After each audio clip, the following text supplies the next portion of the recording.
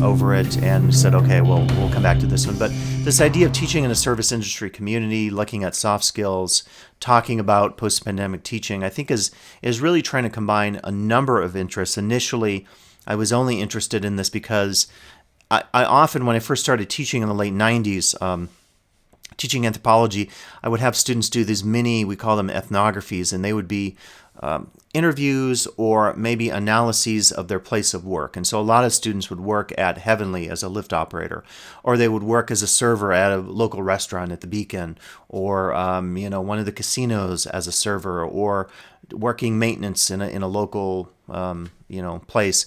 And I would hear all these stories, and since based on my own work, I had also worked and worked as a trainer and studied this in the theme park industry, I became very interested just in what students brought to the table in terms of their own experiences. And as I thought about this more and more, it occurred to me that we also are trying to impart on our students important soft skills, particularly through this new Promise program.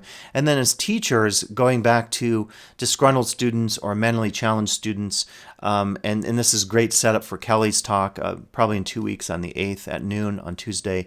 We really have to think about ways of de-escalation and dealing with students and hopefully getting the help from the institution such that, we can resolve any of those conflicts. I know my face went dark here. It's because of the slide. But so we'll talk about today emotional labor. We'll kind of define each of these. I'll talk about service industry experiences and teaching. We'll talk about soft skills, which are those people skills that are so important: listening, time management, empathy.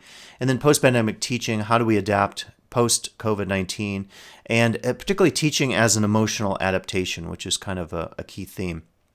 So emotional labor, it was really pioneered by a famous retired sociologist from UC Berkeley, Arlie Hochschild.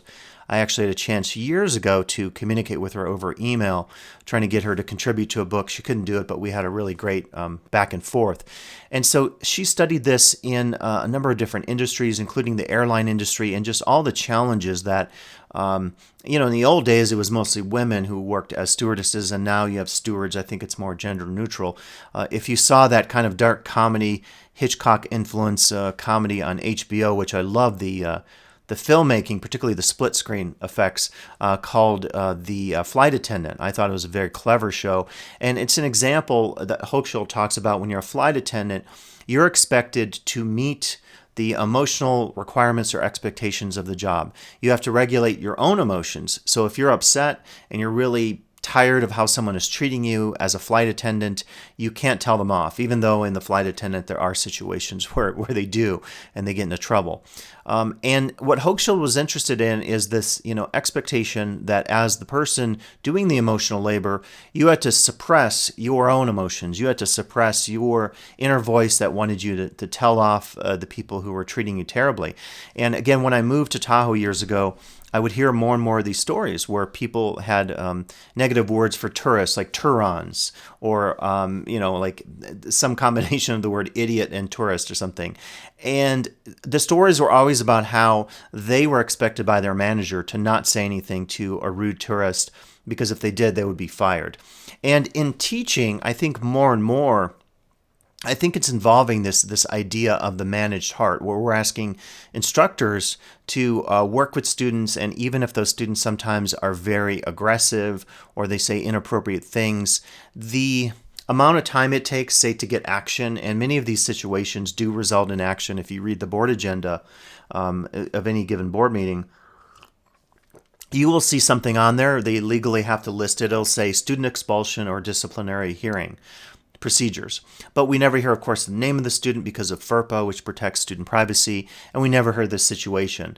But if you just start to do the math and you look over a year's time on board agendas and you see one or two, okay, action is being taken. We just don't know with whom, we don't know how long it takes, and so forth. So I've noticed in all these years, I'm teaching close to, including part-time, over 30 years at university, at a foreign university, and at a community college, at a community center with older adults in Houston, Texas. And in all those situations, certainly I've had to rely on what we call emotional labor. But more and more in the last 10 years, teaching online, a little bit with our incarcerated student population, but they tend to be actually quite good because there's so much discipline that the students experience during incarceration. But I've noticed with our online students that you have to do more and more of this. Manage the emotional dynamic of the classroom. If two students get upset, you have to intervene. And the challenge is sometimes there's a time lag. You're not on your Canvas shell 24/7. And if somebody gets into a fight with another student, by the time you try to intervene, maybe some time has passed, other students get involved. I had this once with an older gentleman. I think he was a bit sexist, but he was going after these young women and calling them naive. And I just told him, I said, look, you need to stop. And if you can't stop, you'll be gone. You'll be kicked out of the class. And he improved. And so in that case, it was not really as much suppressing my emotions. I mean, I didn't get angry with him, but I was very stern. And I think sometimes we lack the knowledge just because of training. Do you act a little more as the authority and try to be the drill camp sergeant and say, look, I'm laying down the law? Or do you try to use kid gloves and say, oh, hey, please, can you kind of calm down a little bit? Because the challenge with each student coming from a different personality spectrum, it might work great for some students to be very authoritarian and say, you need to stop or I'll kick you out. Here is the law. But it might work even better with another student to be more gentle and to say, hey, can you just express yourself in a different way? So I find like the skill set we need to do this kind of emotional labor is it's just super challenging, And so the biographical interest on this is back in the day when I was working on my doctoral dissertation, I worked at Six Flags Astroworld, which is a theme park that has since closed. And this is an image of one of our mini training scenarios. It seems dangerous in today's day and age of OSHA, but we would bring in these consultants that had worked with NASA and other organizations. And they did these team building exercises. And one of them was you had to load and unload people into one of the spinner or troika rides blindfolded. And I was always worried that people were going to trip or something like this. But they did a series of these exercises which were purported to build team building and teamwork. And some of them were good, I thought. Others were maybe not so effective. But since graduating and writing my dissertation, which was about my experiences working at Astroworld, and I was specifically an employee trainer, so I do some of the stuff like I do today, but it was more focused on here is how you should talk to a guest in the park. And we didn't call them tourists. We didn't call them visitors. We called them guests using the Disney lingo. And we often were encountering quotes like this from Six Flags corporate office. Think of Six Flags as a 3D movie. Everything we do is scripted, staged, rehearsed for the enjoyment of our guests. The parks are the stage and the scenery. You are the actor, just like in the movie. Six Flags is fantasy. The best way for our guests to have a great time is to believe the fantasy with Themelands and your performance. They will believe. And this, emphasis on your performance was really key because the idea was that you had to play a role. So if you worked in a particular area of the park, this was a ride called the Gunslinger, and the Gunslinger was in the Western theme land. And so all the employees, these are employees during training, so they're not in their costumes, but they would wear Western themed garb, unlike in, say, the show Westworld, which is a different take on theme parks, a more sinister take. And sometimes in their accents that they would try to speak like a cowboy or cowgirl, and they would use that as part of their performance.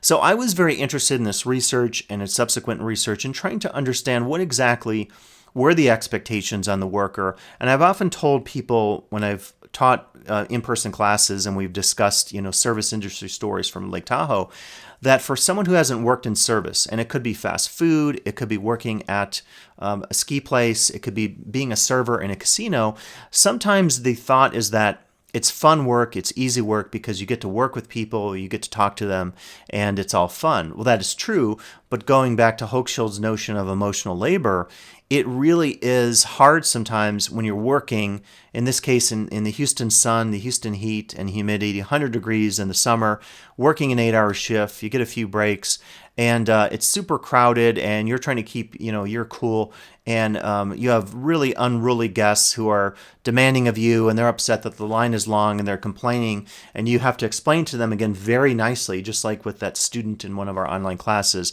I'm really sorry, sir or ma'am, but the lines are long today, but we're trying to move them as quickly and safely as possible. And then there still could be a response from that guest who says, well, I'm still upset. We paid over $200 for my family to come here, and we're only going to get to do a few rides today, and the lines at the restaurants are long.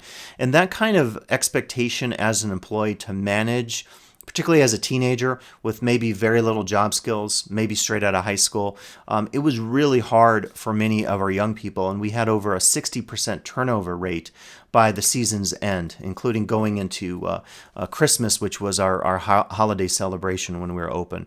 So I try to look at this now and really use it as a way of understanding expectations about emotional labor. This is some of the training material we produced. We created this. It was a lot of the Bugs Bunny theming, which was Warner Brothers and Six Flags, their partnership.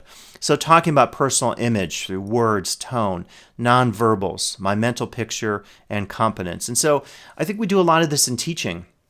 We don't like the model of a professor, the old model of a professor who was kind of a jerk, would come into the classroom, was gruff with students, and was not very emotionally present. That kind of old model of a professor, we used to see in movies, has really gone out. And now I think it's this more flexible, emotionally present professor or instructor, as we talked about at the beginning with that article. These are some additional handouts that we would use. So we did a lot of role playing. So after checking a guest's height, you'll find that the child is too short to ride the ride. How do you tell the guest they will not be able to ride? And we would role play these. And sometimes we would say, okay, we want you three, for our new employees who hadn't worked in the park, but they just went through our operations. We called it the operations division. We want you three to do a good job answering this prompt, and then we want you three to play the roles and do a bad job. So, of course, the bad version would be, I'm sorry, your kid is too short to ride. And the nice version, the appropriate one, the emotionally appropriate version is to say something like, oh, I'm really sorry, but did you know we have rides that are available for your child or your children under 54 inches? Because we had height checking, as is common in theme parks, at every ride. And so we would say, please visit Bugs Bunny Land, and that's specifically geared at kids who are under 54 inches tall. And so you get the idea here. Someone is running through the park, throwing a basketball. How do you stop them? And the key, again, is not to say, hey, stop, you're being a jerk. The key is to say, oh, I'm sorry, you need to slow down. And then if they didn't, eventually you could call security if the situation got out of hand. Because the whole point is that lawsuits often resulted from very simple things where someone was running or they tripped, and then they try to sue Six Flags because they claim it's the park's negligence, when really, if you look at theme park accidents, a lot of them are the fault of guests doing unsafe things, not appropriately wearing a seatbelt, even though we would check them, every single guest who went through any of the rides in the park. And then again, the guest first philosophy: greet a guest, understand why they're visiting, enjoy the entire park, safe environment, thrill, communicate, anticipate, responsiveness, enthusiasm. And so you kind of get the picture here. Emotional labor, as we train people at Six Flags Astroworld, was all about being present for the guests, and again, suspending your emotions even if someone was very rude to you. And I saw situations where people did not act appropriately. They did it the wrong way. They actually cussed at the guests. And in many cases, I had to walk those people out when we called them terminated, which I thought was we needed a euphemism, but there were a lot of situations like this where someone just couldn't handle it. They snapped and they yelled at the guests, and then they were fired. And so it was that kind of revolving door, because I don't think we didn't have psychologists on staff, for example, who could really help us understand that unique challenge of trying to manage, safely the guest and make sure that they're having a good time, but then also try to make sure that you can suspend your own urges to, say something inappropriate to a guest in different situations. So this next part is just talking about emotional labor and trying to ask, what are some things that we can do? How do we use emotional labor in our work or teaching situations? And so I think it's, a pretty interesting. Let me just go to that slide. Do you think that living in a service industry culture, does it make our jobs easier or harder as instructors? And can you think of any examples of anything you have to do in the class that reminds you of, the service industry? I mean, it could go both ways, really. It Yeah. could be easier and harder. Mm-hmm. I would think that both the fact that if you live in a service industry, a resort town, that are full of people that are from out of town who have a reputation of being ignorant. Mm-hmm. The people that you are teaching in class should have an understanding of that, which would be empathetic. Yeah, yeah, yeah. So I feel that it would be empathy, and I would think the understanding, the compassion, the concept Mm-hmm. of a service-oriented town to live in would be shared with the students. Yep. And if that process is shared with the students, then the students will feel closer to the instructor. If the students understand that the instructor gets it, then the students will be compassionate and understand that that's where the instructor is coming from. So I think the instructor needs to represent patience and understanding. Yeah, great. The instructor needs to represent how to treat a service-oriented industry with their own students, so the students understand, show by example, represent by example. Yeah, yeah, leading by example, and the points about empathy, and I'd add to that patience, I think is really key, because again, if you work in service, and you don't even have to work in service, if you live in Tahoe, if you spent any amount of time during 4th of July weekend, oh man, in a store, or it's just crazy, just the sheer volume of tourists, and this of course pre-COVID. But I'm sure after COVID, probably this July, they'll be, it'll be big in Tahoe. We could get upwards of 80,000 people just coming into town for 4th of July. And that really challenges everybody. And a lot of locals will leave during that. Locals will leave during Snow Globe if they live close to the college, because same thing with Snow Globe. They don't like the noise, or they don't like maybe the crowd coming in, the partying kind of crowd. And that's the other side of it that's unique to Tahoe, any place. And I was just doing some work, doing a video on some of my research on the Las Vegas Strip, and so much of like what happens in Tahoe or Vegas, Vegas is more even greater level, but the partying, the alcohol, the drugs, that also lends to challenging situations. And law enforcement, I think with Black Lives Matter, it's an even different dynamic. But law enforcement, often the idea is you're supposed to do de-escalation, and that's what's so troubling about seeing these examples of these unjustified killings of persons of color. Is often, even if someone is upset, you learn this in the service industry where you don't have a badge and a gun, and they're getting upset. When you escalate a situation and you start yelling back or saying, well, you need to follow my rules, I'm the authority, that often doesn't work. And again, I think having that knowledge from psychology, which would be so useful for us to have, would help us understand that, going back to leading by example. Hopefully we can show to our students empathy and patience. Now, I will say this has its limits. And I think in some cases, the emotional labor we do in teaching, it goes too far. If someone is, at the all faculty day, there was an instructor saying that a former student was almost like harassing her and sending threatening messages. That is not acceptable. So I think at some point it goes over the line, and I don't want students to think this also kind of ties in with emotional labor, that, well, because you're an instructor and a teacher, you have to be the adult and the patient person and the empathetic person. That only goes so far. If someone is abusing you, then an intervention is needed. And I often would see situations at Astroworld where some of these teenagers, I thought, they're getting, berated by a guest, sexist comments, racist comments. That's unacceptable. That person needs to be taken out by security and 86'd or, banned from the park for a long time. So there's a limit here. There's a limit. We don't have unlimited patience. Yeah, go ahead. I worked at Sierra Tahoe this past winter, Hmm. and because of COVID, everybody was required to wear masks. Mm-hmm. Everyone was required to wear masks. So on top of the normal guest relation services, we also had to be mask patrol. So Mm-hmm. how do you tell people in guest relations, how do you tell people how to, whether they have to wear a mask or not? How do you let them know without being, you have to wear your mask or you'll have to leave? You can't say it like that. We were trained to say it a very specific way Mm-hmm. of, excuse me, sir, we like to wear our mask because we want to stay open, Right. you know, Yeah. or Right. something like We that. want our jobs. Yeah. Well, I've learned that in the service industry, if you take that to the classroom, you will get a better response from your students. Wow. Okay.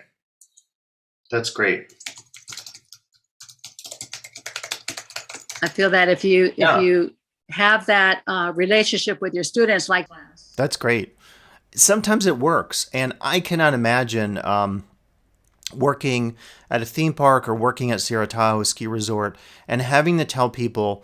I mean, it was hard enough for me, if someone was running, and sometimes parents weren't good parents and their kids would run and parents would get mad at us. But with the whole mask thing, how crazy people are, people think wearing a mask is violating your civil liberties. When there's that level of emotion, oh man, I would want nothing to do with that. Like I would probably not be able to work in that situation just because I just know how people are going to get, and they're going to start yelling at you. And again, you cannot take a response. You can call security, but then there's a lot of people who get hysterical, particularly about the COVID requirements. So more power to you for being able to right. handle It that. was a very sensitive subject. Mm, It was a mm. very sensitive, Wow. and we Wow. really had to be trained on how to deal with it Yeah. because we didn't want the state of California to shut us down, or the No. El Dorado No. County. So it Yeah. was needed, it was required, and yet you don't want to say anything, but we have to. Yeah. So You how have do to you do it. say it? It's all in how you say it. Yeah. And that's a great, I think your example, applying it to the classroom again, there are situations, I've often said that, situation could include grading, assignments, due dates, trying to think of some others, hard subjects or hard material. Math is always key, or writing a paper, that it gets super emotional. Right? It's not emotional. I've never walked into a class on the first day, gone through the syllabus or the technology we're using. Here's Canvas, and students throw up their hands, say, "This is ridiculous. I can't handle it." It's right before the assignment is due. They have a presentation or a project. The emotions get really high, and then post assignment, they get the grade back on the paper or their video project, whatever, and they get really upset and emotional. So for us, I would say, just like in other service industry areas, so for someone running through the theme park or getting on and off a ride unsafely, that's when they would be upset. Or anything involving money. If someone had to wait a long time, they would bring up money. So you kind of know those cues, and I would almost call them cues. And we actually had a training called Cues to Guest Service where we talked about some of this. So cues, and specifically knowing them, I think is key. So in other words, if grades are coming up, if there's a political subject, there's another one, hot topic, or I'll just say a political topic, we probably should have our radar on full alert and say, wait a second, we're discussing abortion and something's going to happen. And in fact, let me just show this, because this is really, I almost want to do a workshop on this or a discussion. If you just type Cypress College, this is going to come up. Or Cypress College video. So this Muslim American LGBTQ instructor at Cypress College had this exchange with a student, and it's all over the place. Again, it's like national news. And anyway, the short of the story is that the student was discussing police violence, and they had to do presentations, 11-minute presentations. And after the presentation, the instructor had scheduled a Q&A, which was really more a critique session. So the instructor would challenge the students and say, well, you said in your 11-minute presentation that all cops are good, or all cops are fair and don't mistreat people. How can you say that? Well, the student got more and more heated, and then the instructor continued to challenge him. What happened was, the student, without the permission of the class, so it was a FERPA violation, he recorded the exchange on Zoom. And this is kind of going, I guess, going to be my reminder for instructors out there. Just because you don't have recording hit, anybody can set up a camera, anybody can do a screen recording of Zoom. Zoom is not like Netflix that has a built-in block. If you try to record a screen share during Netflix, the program knows and the screen share not screen share, screen recording won't work. So this student, they're both pictured here, recorded this, and it made, all the conservative press, so Fox News and Newsmax, and they only played this last exchange, the last 3 or so minutes. If you watch the last exchange, it looks like this professor is challenging the student, which she is, and he's, getting upset. And so what the conservative media did was they took this and they said, well, see, this particular professor is not allowing the student to have free speech. What they miss is the 11 minutes of free speech in which he presented his arguments. And then she, for all the students in the last 3 or 4 minutes, would challenge them, which I think is part of a college experience. You're challenged with your ideas. It's part of what you learn, particularly in graduate school. So the professor was suspended. Cypress College closed for a day because of bomb threats. Really kind of crazy situation. But I'm using this as an example. It's actually kind of 2 lessons here. One lesson is to think carefully about exchanges like these. And then secondly, unrelated to what we're talking about today, I think is just really thinking about if things are recorded by students even without your permission, that stuff can get shared. We have a former political science instructor, no longer teaching at our college, but this happened to him well before COVID and Zoom, where someone recorded a public lecture and then he got death threats. It actually made NPR and he was interviewed.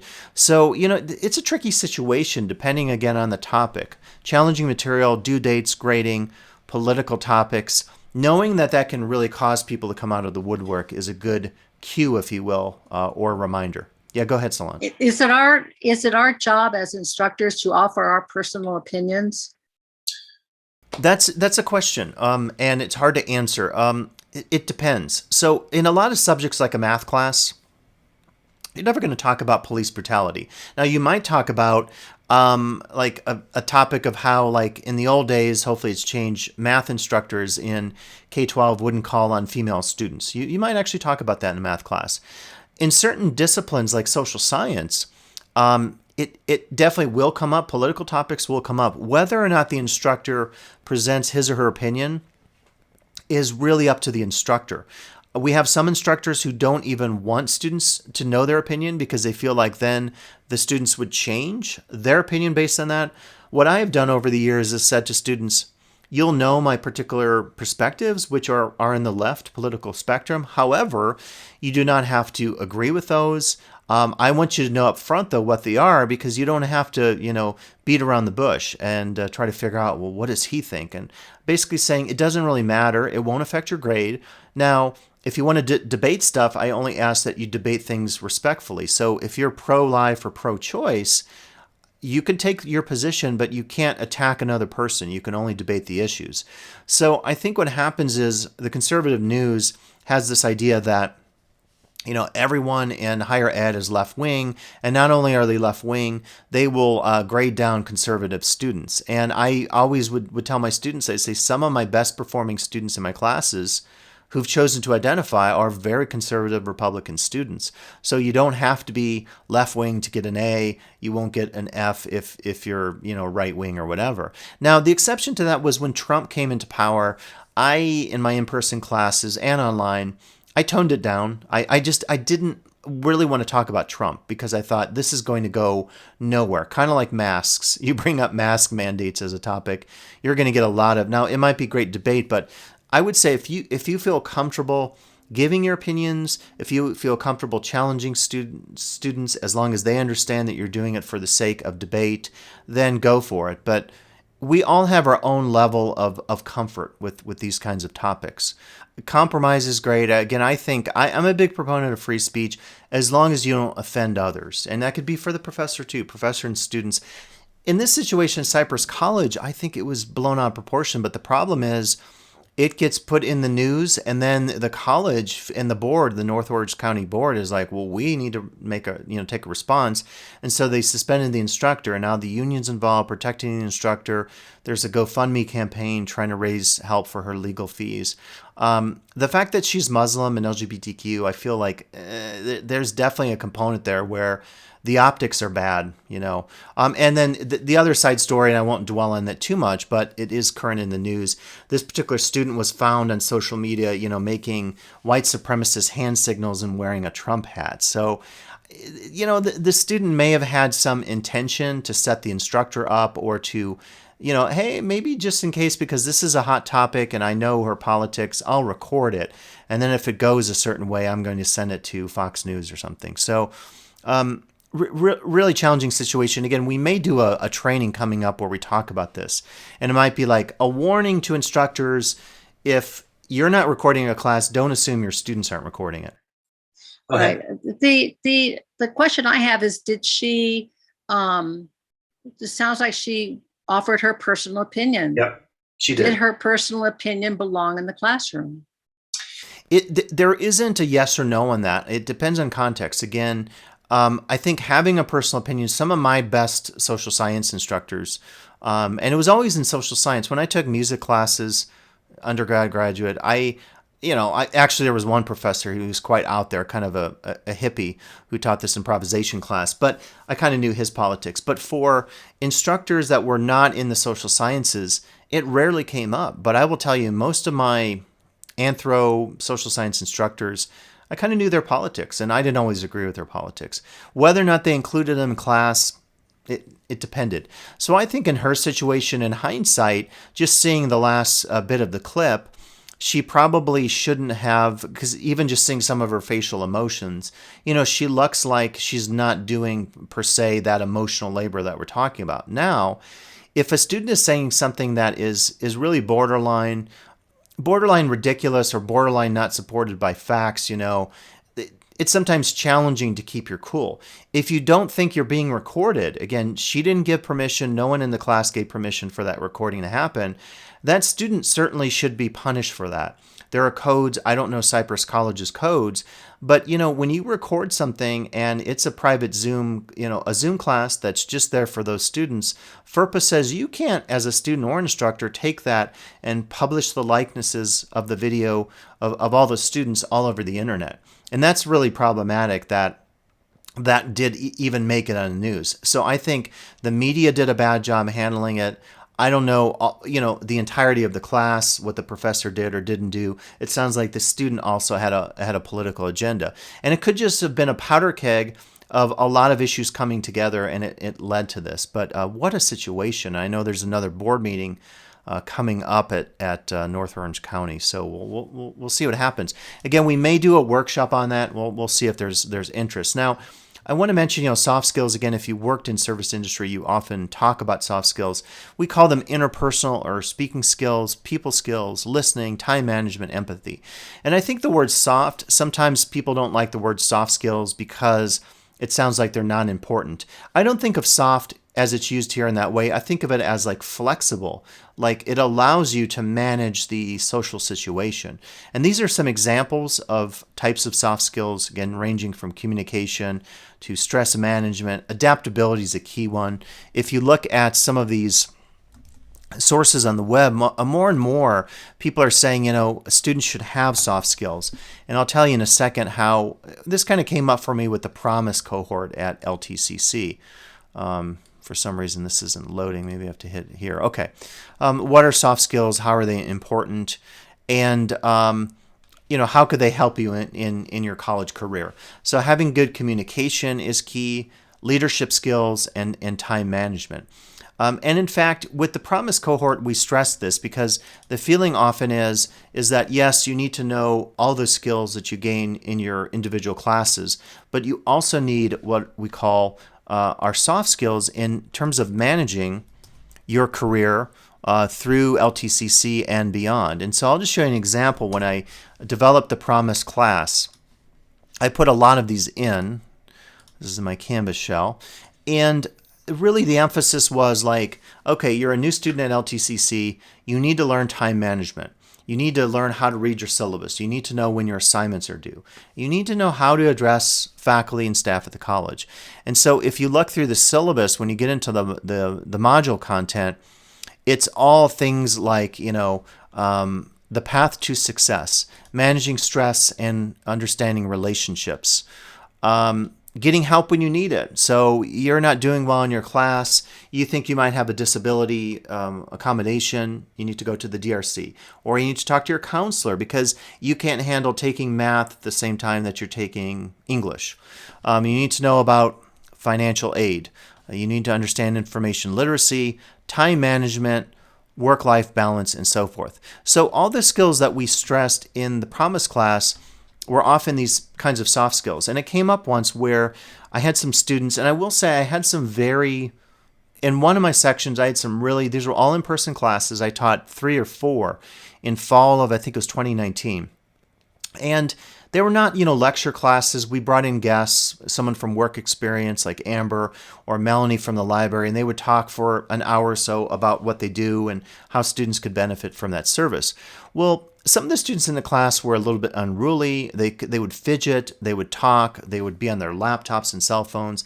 And at some point I just said to them, guys, you got to think about impression management. And I was trying to, relate this idea of emotional labor. How do you appear to me? Or if the dean comes in, or the vice president of student services, or the director of the library, and you're acting like a clown at the back of the class, and you're, goofing off, do you really want people to see you that way? Or like if you're working at a nice restaurant in Lake Tahoe or a ski resort, you're checking a guest in at the reception desk of a hotel, you act like that, the guest is going to turn around or never stay again at your property. So apply some of those soft skills that you use in your service jobs to LTCC. And it can even happen in the realm of emails. I often would get a request from students for their grades so that they could apply for their financial aid, or rather apply for a scholarship or their progress reports. And, a student sometimes would send it to me, no subject line in the email, and it would just say, please fill out and send to the person. And so I wrote them back. I said, hi, so-and-so, thank you for your message. I just want to alert you to an opportunity to really develop, I didn't say soft skills, but to develop your skills at LTCC. Might I recommend that you be more professional in your email communication with your instructors and staff, and you include a header that says, request for form to be filled out. And then in the body of your message, hello, Dr. Lucas, or hello, Professor Lucas, or hello, Scott, any of those is fine. I need to get my report filled out. Would you be able to do this? I appreciate your time, sincerely, or thanks, Jill, whatever the person's name was, or Miranda. And that was my attempt to try to really instill in them an opportunity to learn some soft skills, because the way you present yourself as a student really matters. And my fear is that because emotional labor is a one-way street, Solange, you have to tell the person to wear their mask. If they get mad at you, you have no recourse if they yell at you. I feel like this way sometimes with students. I feel like the expectation is on the instructors to do all the emotional labor, to have the effective soft skills. And I know we're the professionals and we're, quote, adults, but then our students should also be expected to do this. So what I tried to say through the Promise program is, you guys need to behave. You need to act appropriately. We're not a stuffy college. You don't have to wear uniforms. You don't have to refer to us as doctor or Ms. or Miss or Madame or Sir. But we do expect some level of decency on your part. Whether or not that gets communicated with our students and they make the adjustment, I don't know. But for me, it's a great opportunity to teach some of that with our students, in addition to teaching all our content. Now, I know that Amber Golgowski often participates in these workshops, and she's a real big fan of this next talk about the world of work. This is actually her department, the work experience department, and they often stress this because in the work experience world, you take classes, it's all on-the-job training, and you really are expected to develop these skills. Because if you work for an employer in town, they don't give you sometimes 5 or 10 chances if you screw up and you yell at a guest. Maybe they give you 1 or 2. Like Solange was saying with those masks, you couldn't just, get gruff with the guest and say, you must wear your mask, sir, you're protecting us. You had to say it in the right scripted, emotionally appropriate way, or you might not have your job, not at the end of the season, but the next day, maybe even. I worked for many years in temp services when I was getting my master's degree in Iowa, and I remember driving for the night shift, starting at 12 a.m., working at a plastic factory way out in rural Iowa. And man, hard job, minimum wage. And the deal was like if you acted up once, the next day they just didn't call you back, or you'd get a call saying please don't show up, and there was no like formal kind of post interview, or you were just kicked out, because it was like you were expendable labor. I tend to think with work experience in Tahoe, it's not that kind of level. I think there's a lot of professionalism, but there is an expectation on the part of our students to develop those skills. And again, the world of work, if you want to check this out, I know Amber and others at the college have participated in this, and I heard it's a really good program. I don't know what the training involves, but we're listed as one of the colleges actually that is on here. I see our logo here, LTCC, right there. So it seems pretty popular with community colleges, and they do different trainings for workers, employability skills, workshops and trainings, lessons and videos to help instructors teach 21st century employability skills. I think this kind of work is great because, again, it's really a wrong assumption to assume that the only thing students need is our class skills. So they take Solange's classes, they ace audio and video production, but they just can't communicate with others. Well, guess what? If you're working in a studio and you're working with the range of personalities in the music world, or the sound design world, and all those different personalities, and you don't have some of these skills, adaptability, communication, collaboration, and empathy, you might be the best mix engineer in the history of this planet, but because you don't have people skills, they're not going to employ you. And that's great if you're an independent, if you're a Junkie XL or some big, film designer, and you work by yourself, and even he doesn't work by himself. You're always collaborating with the filmmaker and so forth. But when you're first starting off, these skills are maybe even more important than your technical skills, just because employers or a graduate program, school you're applying to, want to know that you're going to be a nice person and easy to work with. That's a real key when you interview people.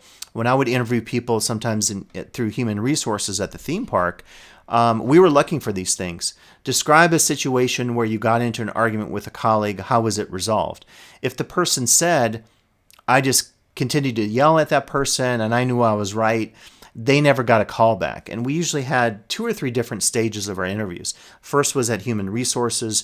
Then we would interview people for the particular job, grounds quality or rides or security, and then we do on-the-job training. And at any level of those 3 steps of training, the employee was showing signs of lacking empathy or lacking collaborative or communicative skills.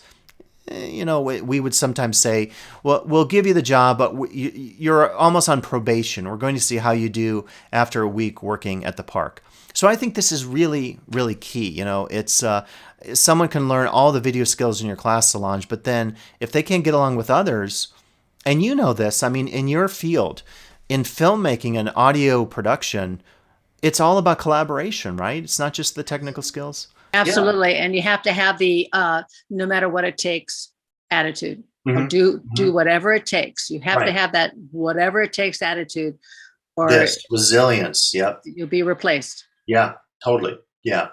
And I think that's key. And that's what's so hard about it. Applies to a lot of areas of work, but I think it's really hard in teaching, K-12 or college.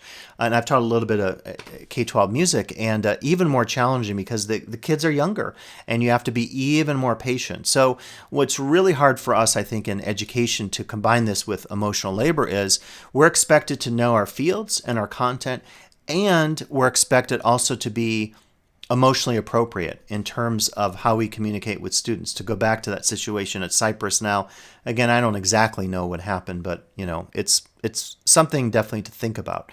So we've talked about some of this. I guess how can we use soft skills in our teaching? Maybe just maybe a couple examples of how we use it. And I think you've mentioned a few. Like you did like conflict resolution or de-escalation with students. correct. Mention that. Compassion, empathy, and listening skills. Yep. You got to listen to your students. What are they saying? Yeah. Yeah, that's a really key one. It gets, again, for me, my personal take on this, just with the Promise class, the hardest thing is if you have a disruptive class, and I see less of this in the virtual realm. When you have a face-to-face class, just the dynamic of talking can get really crazy. And sometimes when you try to control that, the students want to push you a little bit just because they're young. And our Promise students tend to be younger students. Of all the Promise cohort classes I taught, I had one or two students who were in their mid to late 20s. Most of them were straight out of STS at HS, South Tahoe High School. So having listening skills is key, but sometimes, I just say personally, it gets really hard with the face-to-face class when students are unruly. I had a tendency to, I taught early college level in Los Angeles, and I'd get in there. They didn't have a chance to talk or be on their phones or mess around in the back. Wow. They didn't have a chance to do that because I was all over the classroom. I was all over them, and I was not overbearing, but I was a huge presence in the classroom, and I was a force to be reckoned with. Yeah. And that did make a difference. They actually responded to that. They actually liked it. So that's great. Wow. Having that lead role, they want to be led. Students need boundaries, just like puppies. They need to be led. These are great. Yeah. Leading and, setting boundaries. You just mentioned, I think, adaptability, because anyone who teaches a class for a first day, you get a sense, and maybe not so much for a Canvas class, although you actually kind of do, but in a face-to-face, it's very obvious in the first day for me. I walk in, I kind of know this person will be a talker, this person might be disruptive, this person's always on their phone.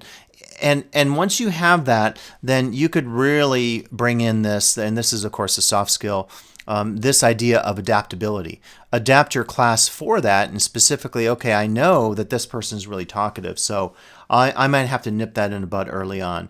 Set those rules, boundaries, have a presence or authority, and then hopefully that will have an impact on the rest of the class. And I would say at LTCC, show some professionalism, but it doesn't have to be stuffy. Again, what I told my Promise students is, this is not a formal place, LTCC, and I think sometimes it's a little too informal, but we do expect you to act appropriately. If you're constantly going in and out of the class, your phone is ringing, that's disruptive. You need to stop that. So I'm not convinced that we do the best job with this, with professionalism, but I think it's an area of growth, and maybe over time, as more and more students go through the Promise program, they'll learn those skills. That's my hope. Cross my fingers kind of thing. And this is kind of where we'll end it today. And we'll end it here because we'll actually talk about this in a future in Teaching Talk 50, which is in mid-June. And again, I'll send all those dates out. I typically send this out Sunday night or early on Monday. So to kind of think about the campus experience, this is a really good article you can look at, Reimagining the Campus Experience. And for me, a lot of what we're going to be doing post-pandemic is emotional adapting and really trying to think of ways to be present for our students, maybe to be more empathetic because we realize the stress is more present in our lives. I think we're all more on edge than is typical in the past, and because of that, have some grace and some empathy and say, okay, I'm going to be understanding. Now, that being said, try to control situations where they get too emotional, because if someone is so stressed out that they disrupt your class every week, that's maybe not something that you can manage, and you might need some outside help or intervention. So I don't know, any thoughts? And again, we'll do a workshop on this exact topic in a couple weeks, but any thoughts on what we'll have to do to adapt as we're teaching? And again, I'm talking about, like, even though you're teaching, let's say, an EVE class or DE in fall, it's still going to be different for us because we're all, taking the masks off, some of us, and then we're going back to stores and we're going back to concerts maybe. It's going to be a time of change, and I'm just wondering, what are some of those things that we're going to have to do to adapt to these changes that we're going to experience in our teaching going forward and our lives? the whole issue with the mask. I mean, Mm-hmm. how far along are we going to be with COVID? Mm-hmm. I am not interested in being in the classroom without a mask. Me And neither. I'm not interested in being in a classroom unless everybody's been vaccinated. Right. I am not a trusting person when it comes to Mm-hmm. COVID. Yeah. And that is going to be an issue, Mm-hmm. that could be an issue in the classroom itself. Yeah. Oh yeah. Oh boy. If yeah, imagine that.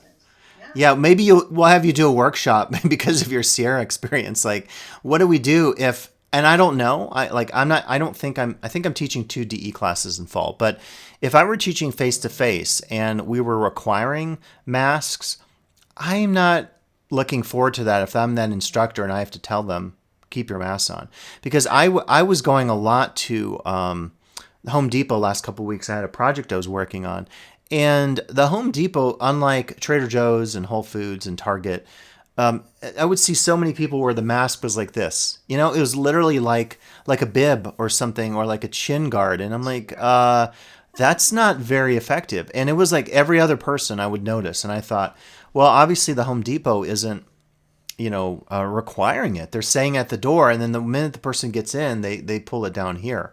If that happens in a class, I could really see a need for increased security presence on campus, and maybe a hotline where you call Al or the security team and say, hey, this student just got disruptive because they're upset about me telling them to wear a mask. Now, this is all hypothetical. I have no idea what the college will do in fall. No clue. So this is not going to happen. I'm not saying it will. I have no idea. But my thought is, the college will probably look over the summer at the rates of infection, the El Dorado County rates, and so forth. I read an article today that said, guess what, United States? The vaccine is one part of this. We might still have to wear masks, and the pandemic will not end until it ends around the world, including in India. So because we live in a global society, if you take a cruise or you take a flight, there's a very good chance that that cruise or flight will have representatives from 10, 20, 30, maybe 50 or 100 different places around the world, countries and nations and cultures. So we're a mixing bowl, a mixing pot. And as a result of that, there's a lot of, I think, uncertainty about what will happen in the fall. So I have no idea what we'll be telling people. I'm with you. I would love for every single person to be vaccinated. Even with my office, I'm thinking, I'm going to wear a mask because I don't know. I'm not an HVAC specialist. I can control, only so much. And even if I open a window, what if the HVAC is filtering in all the particulates from the classroom next to me? I don't know that it is or isn't. I thought of it because when I was having literally my teeth pulled 6 weeks ago, I felt really good that the oral surgeon's office had just installed a brand new HVAC system, and it said it somehow defeated COVID with the way it filtered the air, and it did it in 20 minutes. Now, I will say the college, I just heard from the president that they're putting in some HVAC filters in certain locations. So they're probably looking at this, but again, not knowing, I can't advise people. I would say to talk to Mary Ellen Sanchez, who has been working as our safety officer, and she's probably the point of contact on this. But it's going to be hard. And again, even a DE class, if you're never stepping foot on campus at the college, you're going to be dealing with this, but we wouldn't think of that. We wouldn't think of you're dealing with this in your video production class. Well, students are going through the same amount of stress related to the pandemic and the post-pandemic world that we are. So if we're stressed out, they're stressed out. Some of those, things indirectly will come to affect your classroom. Again, we should be prepared for it happening. And those are the insights of working in the service industry and training folks in service, because I always anticipated, the elements were there. It was a crowded day at the theme park. It was 95 degrees. People are going to be unruly and angry. Good luck, everyone. Deal with it. We'll see you in 8 hours when your shift ends. Same thing I would say to DE instructors. It's going to happen in your classroom. Guarantee it. Go ahead. It's really hard to find good work. Yeah. It's hard to find good workers. Yep. It's hard to find good employees, because you'll hire these quote kids, and they are no shows. Right. They don't call. They don't show up. and they don't do their job when they are Yep. there, or they show up late and Mhm. they've got every excuse in the book. It's hard to find good work. I Exactly. know a very good mechanic in town who can't find mechanics to work Yeah. with them because they're all, as they say, flakes. You know, Flaky. it's Flaky. really hard to find good workers. Totally understand that and agree. And again, the Promise program, if some of this works, it can also help with local employers. And I often have said that the college and local employers should work together because we share things in common. Like if we want our students to take our classes, but we also understand they have to be employed, well, how do we work with local employers such that employers can be flexible with student schedules? Because there's only so much we can do, particularly for students who don't like online classes. So I just, a lot to think about in the future. And again, look for that. It'll be Teaching Talk 50. That'll be in June on a Tuesday. I really want to promote, you'll get some more information coming out. This will be on a Friday, our part-time faculty roundtable. And again, I'll send out ample information about this. Part-time faculty roundtable will be led by our two part-time reps, Mary Cook and Candace Fair. I'll be there as well. Some other guests will be there. And we're really making it clear that it's not going to be recorded. We don't want people to feel afraid to talk about stuff. Again, Teaching Talk 49 with Kelly. Look for the announcement on that. I believe it'll be the week prior to this one, so I think that's June 8th, but I have to confirm that with her.